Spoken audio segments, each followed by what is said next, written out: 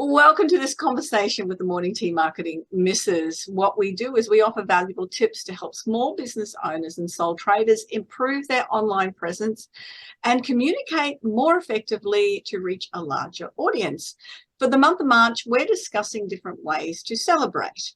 And we'll all be sharing each week a different level of expertise around celebration and online presence. Now, we have Narelle Gaddy here. Narelle is an accredited accessibility auditor. We also have Kate Smith. Kate is a graphic designer and she particularly works with service and experience-based businesses. Jan's business is BizConnect Web Design, and they're experts in helping small businesses connect with their customers online.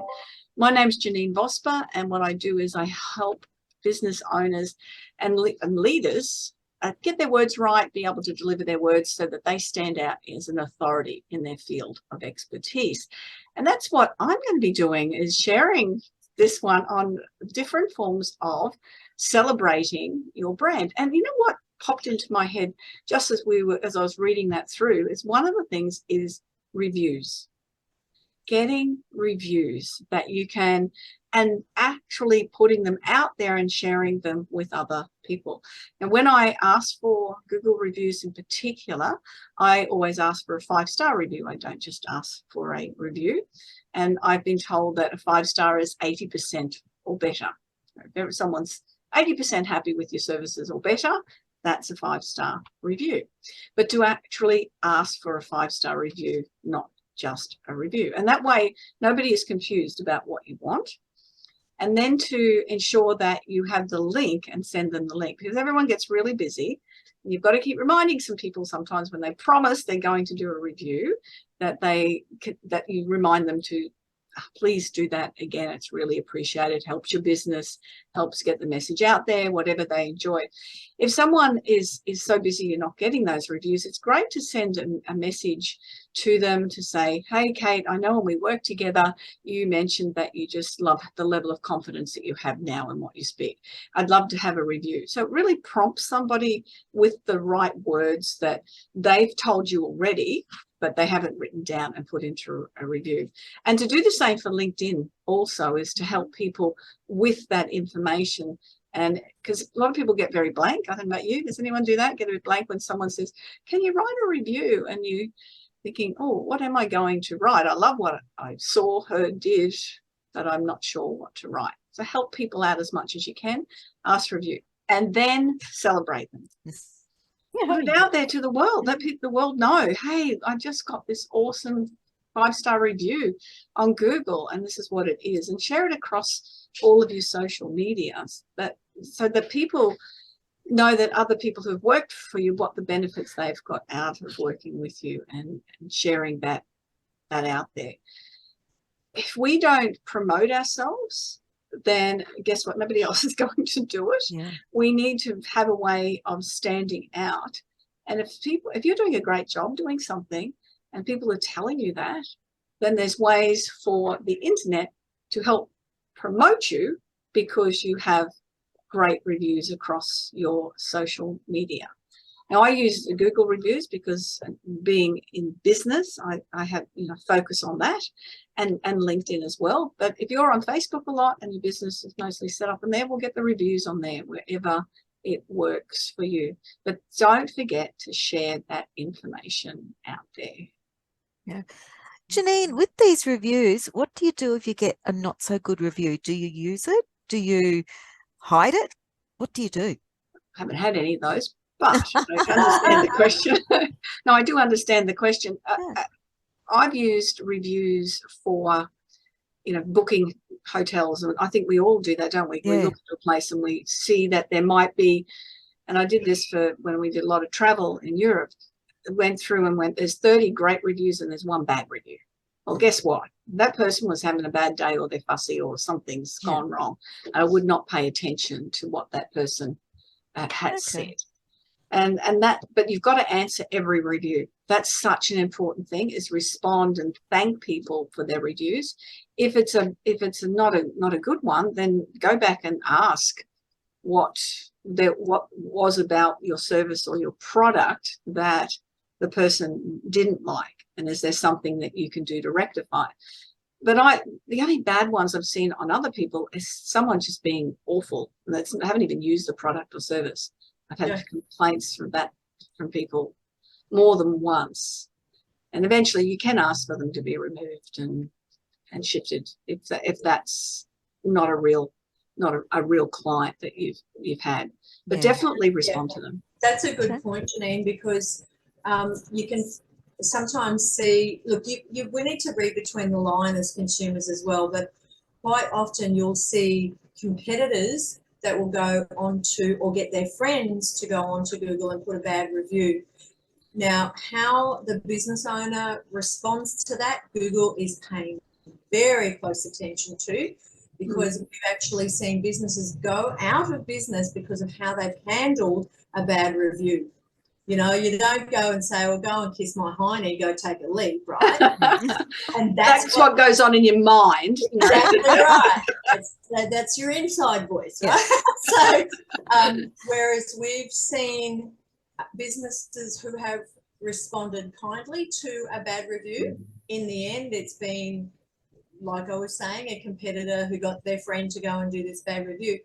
Whereas Google actually, it's not silly, it saw what was behind all of that and actually ranked that higher because of how they handled their answer.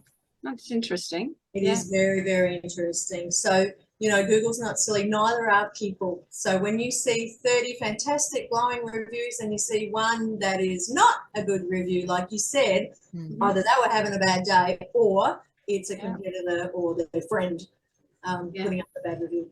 Okay. I actually had a client tell me a story recently. He got a 1-star review and he's got an exemplary, like he has, I think, over 100 5-star reviews. So he looked into this and he found the name and he looked through his CRM and he keeps very meticulous records about everyone he deals with. And he's like, I've never met this man. So he actually managed to call him and talk to him. And it turns out he has a competitor with a very similar name. And that man had dealt with his competitor and had a bad experience and not this client of mine at all. So after the conversation, he said, oh, I'm so sorry. He went back on, changed the review to a 5-star review. And so in the end, he got a free 5-star review out of it. So it's worth chasing these things up even more than perhaps responding to the review, is to even talk to that client and say, look, I really want to fix what happened here. What can we do? That's a great point, Kate. Just on that, how you find somebody's details if they haven't got a website. I was tracking down some details for some people today, and they connected on LinkedIn. So that was my first port of call. No phone number, no email on LinkedIn. And then I had to eventually try and track them through the business. It was a real estate agent, right? Oh, okay. And it's a pet hate of mine. If you're in business, it's like having a website where you've got no store, no opportunity for people to buy from you, contact you. You've just got something sitting there that's worthless, and it's worthless space if you're on LinkedIn and you don't have a way for people to interact and contact with you other than just on LinkedIn. So yes, that tracking people down to find out things, just make it easy for people to find you, really. Yeah. Totally. And celebrate it when you get a phone call. I had a story. I had somebody that had said they were going to one of my professional speaking workshops. So I contacted her and rang her just to details. And she said, yes, please, I want you to send me the information through, which I did, emailed it. And then she emailed it to her boss to say, can you pay for this? And which was what she was going to do. And the boss said, no, but what I'll do is I'll run it for 10 people and we'll get the whole group done. Oh, wow. Following through with things makes a heck of a lot of difference. And then that boss, because she didn't know me, asked me for reviews or references. But then I was able to pass on some references and some reviews, both videoed, and also the reference was a lawyer that I've dealt with a lot with her team. And the lawyer said, yeah, sure. And then she came back to me and she said, she doesn't go with you. She's an idiot, which she said, I sold you big time, which was great. But it's, again, it's all of that, and recognizing those people that are in your fan club and being able to, utilize that space where you've worked with people, you've worked hard with people, and for ways for them to express that and be able to celebrate that. But yes, part of that story is about following up, by the way, and following through. Yeah. Excellent. Yeah. Thanks, Janine. I look, like I keep saying, I keep learning, and it just shows that, just following up, and it actually, it reminded me that I always said to my kids, a mistake is not a bad thing. A mistake or an error is a reason to learn. And I don't know whether I ever got it through to them. Who knows? Find out if they ever have children. But it is. I mean, that's all a mistake is. If something goes wrong, it's just learn from it. Yeah. Celebrate what you've learned. Yeah. And if we don't have challenges, then we don't get the opportunity to build resilience. Yeah. Such an important factor as Yep. well. That's So I suppose this, the conversation here is all about making sure you get reviews or testimonials or whatever that looks like for you, video, online, and then sharing them out there. Yeah. One saying that I'm very fond of, and that is because I have the powerlifting background, and that is failing forward. So if we do make a mistake, or if we miss a lift, whatever, the idea is, yes, we missed that one, but next time we're going to get it. So it's failing forward. And so I just, that came up for me when you were just talking about that. So I think that's a good one to remember. Yeah, most definitely. Remembering, everybody, that you are to ask for reviews, get testimonials, videos, everything that you can do to support the growth of your business, because if somebody's loved what you've done, there's a very good chance the next person will as well. But if they don't know about it, then you don't have the opportunity, or they don't have the opportunity to find you and work with you.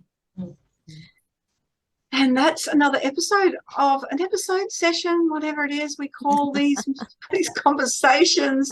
Just fun. I think that fun and learning. Remember to subscribe to the YouTube channel, Morning Team Marketing Misses. We would love for you to comment as well as to what your learnings have been out on each of the videos. Say bye-bye for now. Bye, everyone.